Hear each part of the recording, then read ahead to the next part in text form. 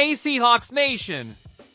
Something big is brewing in Seattle, and if you've been following this team closely, you can feel it in the air. Major moves are being cooked up behind the scenes. Sources inside the building in Renton confirm that the front office is setting up a play that could completely reshape the defense. The team has felt the sting of injuries, the pressure is mounting, and the answer might come in the form of an unexpected arrival. Names are being discussed, positions are on the line, and the tension is so thick you can feel it even outside the field. Stick with me till the end, because what I'm about to reveal could be the turning point that defines the Seahawks' future. Hit that like button, subscribe, and turn on notifications, because today's video is one you don't want to miss. The Seattle Seahawks head into Week 6 with a 3-2 record and one clear mission: bounce back before the tide fully turns. Under Mike Macdonald, the team has shown flashes of brilliance, but also inconsistency. The defense, the supposed backbone of this new era, took a heavy hit with a wave of injuries. They were already missing 2 Pro Bowl caliber defenders before kickoff against the Tampa Bay Buccaneers, and by the time the game ended, half the starting unit was in the medical tent. The result? A painful loss that exposed execution flaws and one recurring issue: missed tackles. Macdonald built his reputation on tough, disciplined defenses, but in 2025, Seattle's been tripping over the basics, tackling. And it's been costly. Leonard Williams, one of the most respected voices in the locker room, said it best: effort erases mistakes. If one guy misses a tackle, 9 others need to be there to clean it up. The problem? That hasn't been happening. Against the Bucs, the defense looked out of sync, lacking that early season fire. And ironically, even Williams, the guy preaching discipline, has slipped at times: 3 15-yard penalties for unsportsmanlike conduct in just 5 games. Even the leaders are feeling the weight of the pressure. But it's not all bad news. Under Macdonald, the Seahawks have quietly been one of the league's best road teams: 9 wins and just 1 loss since he took over. And guess what?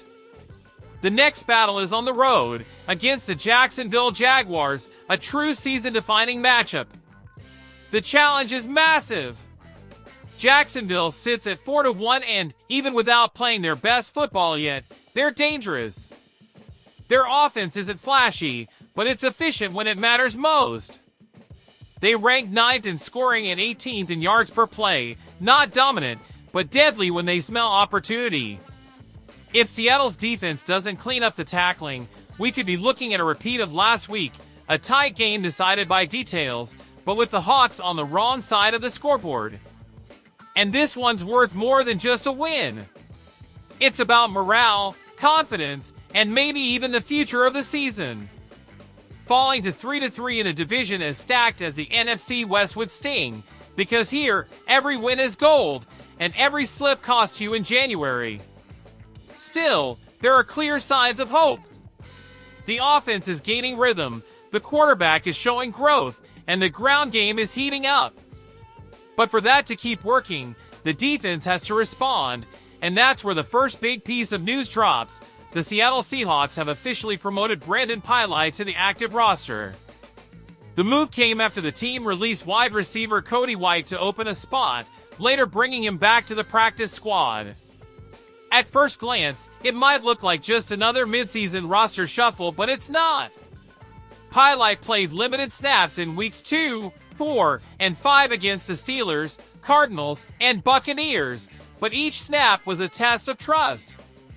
What the staff saw was a disciplined player with mature field awareness who fits Macdonald's system perfectly.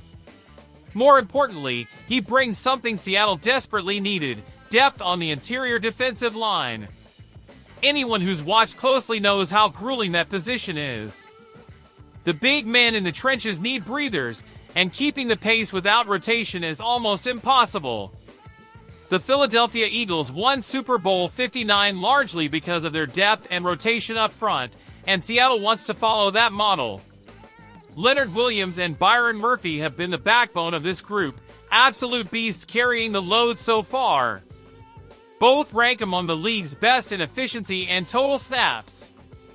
Williams is 4th among defensive linemen in total plays, Murphy sits 12th, and both rank inside the top 20 among high-usage players overall.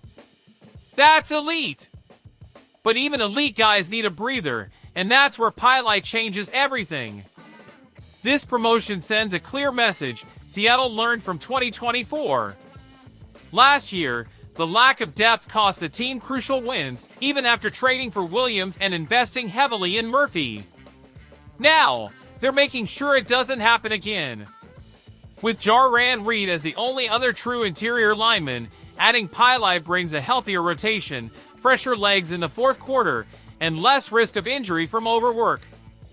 It's a smart, forward-thinking move, proof that even under pressure, this front office is planning ahead. And if you're into exclusive inside info like this, drop a like and subscribe, because there's still a lot more going on behind the curtain in Seattle. One major concern right now is the secondary, easily the fan base's biggest worry. With all the talent in that group, Rick Woolen, Julian Love, Devin Witherspoon, Kobe Bryant, and Nick Emenwari, nobody expected the Seahawks to rank among the league's worst pass defenses. But the numbers don't lie. They're giving up 239.8 passing yards per game, 27th in the NFL. And the real gut punch came last Sunday, 370 yards allowed to Baker Mayfield, at home in Lumen Field. Sure, context matters. The secondary's banged up, and some starters are playing through pain. But the issue goes deeper than injuries, it's structural. The defense has struggled with coverage switches, especially on deep and crossing routes. McDonald knows it, and adjustments are already underway.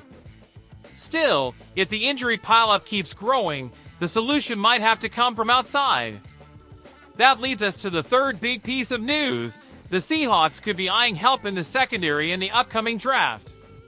CBS Sports reports that the front office is seriously considering Penn State cornerback A.J. Harris if they keep the 18th overall pick. Harris fits Seattle's DNA, physical, aggressive, and smart. He started his career at Georgia, transferred to Penn State for more playing time, and thrived.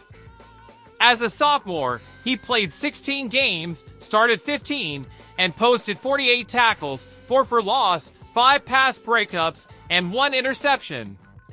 He earned serious respect in the Big Ten and showed exactly what Seattle values most: contact, courage, and toughness against the run. Harris stands 6 feet 1 inch, weighs 185 pounds, and plays like a linebacker trapped in a corner's body. He attacks ball carriers like a vet, making him a perfect fit for McDonald's system, which thrives on versatility and grit. And the timing couldn't be better. Woolen, Job, and Bryant are all in contract years, and depending on how the season unfolds, this secondary could face major changes in 2026. Drafting Harris would make total sense: youth, size, and attitude to rebuild a unit that's currently Seattle's biggest weakness. Nothing's official yet, but when a name starts circulating this early inside the building, it's because the interest is real. John Schneider has always moved fast when he finds the right fit, and Harris looks like one. Right now, the Seattle Seahawks are standing at a crossroads, the kind that defines a season. A team that started 3-0, now trying to rediscover its identity after back-to-back setbacks. A defense searching for its old toughness. An offense rising week by week, keeping hope alive. Behind the scenes, there's clearly a plan in motion, one that aims to fix the present and shape the future. The addition of Brandon Pili, the recovery of key players, and the potential push for reinforcements all show that Mike McDonald's vision is taking form, one piece at a time, to bring Seattle back to the top of the NFC. Now the big question: can this team bounce back before it's too late? Do you believe this defense can find its edge again and hold off the Jaguars on the road? Drop your thoughts in the comments. I want to know how the 12s are feeling. And while you're at it, hit that like button, subscribe, and turn on notifications, because we've got way more coming your way. The season's still alive. The fight's still burning, and if there's one thing we know about this team, it's that nothing's impossible when Seattle plays with heart. See you next time, 12 seconds, and as always, go Hawks!